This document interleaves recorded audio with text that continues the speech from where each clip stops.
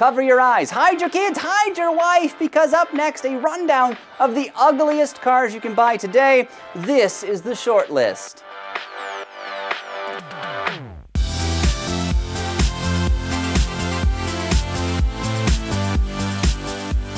From Fiat's Multipla to the much-ballyhooed Pontiac Aztek, from Edsel to, well, pretty much everything built in the 1980s, plenty of homely vehicles have been unleashed on the motoring public. And if you can believe it, automakers are still missing the design mark today, though not nearly as much as they used to.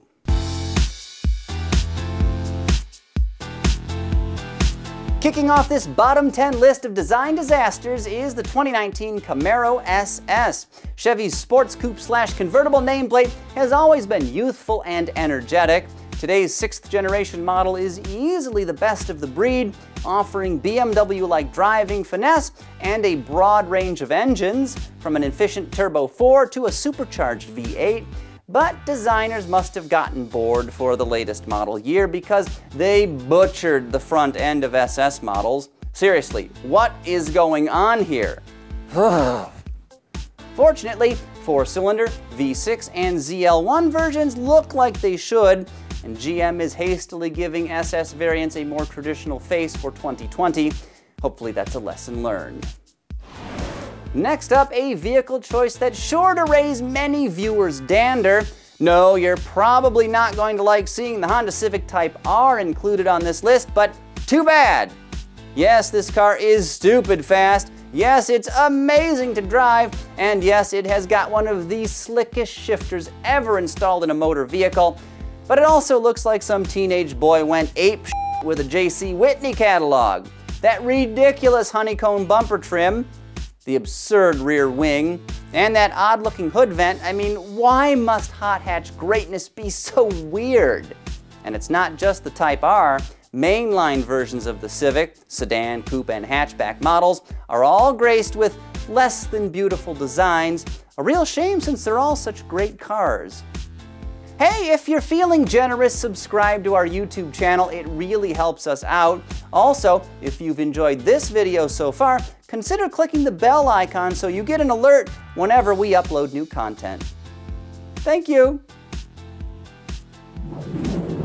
Another eyeball-accosting automotive offering is the Toyota CHR, a subcompact crossover. Designers didn't have much real estate to work with, but that did not stop them from slathering all kinds of styling on it. Front and center is that weird grille-less face and deeply sculpted bumper. In profile, this 5-door is way too busy with various swoops and angles all vying for your attention. And then there's the back end. I really don't know what's going on here. It won't win any beauty pageants, but at least the CHR is efficient and versatile. Oh, and it's also priced to sell, unlike the next vehicle on this list, the absurdly expensive Bentley Bentayga. While not entirely heinous, this ultra-luxury SUV has its share of design oddities, like those weird rear fender lines, large front overhang, and unusually tall grille that's necessary since, you know, this thing rides as high as a pickup truck. Anything starting at $815,000, $100,000 or whatever should look glorious, not like a mishmash of half-baked design ideas.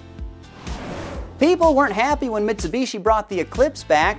That's because they attached this famed nameplate to another crossover, and one that just looks weird. The Eclipse Cross is a compact utility vehicle, and if its front end doesn't send you running for your life, that Pontiac Aztek-esque backside surely will. But like Mama always said, it's what's inside that counts, and the Eclipse Cross's interior is actually pretty decent, so it's not all bad news. Mitsu's designers just need to know when to set the pencil down and step away from the sketch pad. Another subcompact utility we find quite unattractive is the Buick Encore. Narrow and tall with an almost comically short rear end, it looks like a potato. Seriously. Also, its face is so generic, it'd probably be the perfect getaway vehicle. Anyone that witnessed you robbing, say, a Federal Reserve branch would only be able to describe it in the most non-specific terms, like calling it a car with wheels. Yeah, Buick's Encore and its sibling, the Chevy Trax, not our favorite designs, not at all. Like the Bentayga, Rolls-Royce's mega-dollar Cullinan SUV is an automotive oddity and a first for this world-renowned brand. With its elevated body, unusual proportions, and squared-off front end, the Cullinan certainly isn't classically beautiful, even if its interior is absolutely sumptuous. This British automaker is most famous for producing top-tier vehicles like the evocative Dawn convertible and ridiculously luxurious Phantom. It just seems vulgar that such a hallowed brand like Rolls-Royce has lowered itself to building a utility vehicle. How uncouth! The Honda Clarity is 3 cars in one. You can get it as a plug-in hybrid, a pure electric, or even with a hydrogen fuel cell powertrain. But no matter how you take it, this earth-friendly vehicle is one of the stranger-looking cars available today. The Clarity's back end is just plain weird, kind of like it can't decide if it wants to be a hatchback or a regular sedan. It also has these odd sort of vestigial skirts over the rear wheels. Now, don't get me wrong, wheel skirts look killer on many classic cars, just not on a brand new 21st century Honda. Is it a spaceship? Could it be a golf cart? No, it's the BMW i3, another highly efficient piece of ultra-modern transportation. Benefits aside, this vehicle is wrapped in alien styling that looks like it was borrowed from the inhabitants of the Zeta Reticuli. That drooping beltline, pumpkin seed profile, pug nose, and slightly too tall stance make for an incredibly homely combination. I think this Bimmer is just weird for the sake of being weird. There's no good reason why it looks the way it does. I mean, there just can't be. Finally, we come to the Toyota Prius, a car people seem to love hating. But if you want to save money at the gas pump and reduce your carbon footprint while never having to deal with mechanical failures or other problems, this might just be the perfect vehicle. Unfortunately though, this is a list of unattractive cars, not hypersensible models, and the latest Prius is most certainly not a looker. Its sort of pinched front end, blocky backside, and wonky interior are completely out of step with normal car design.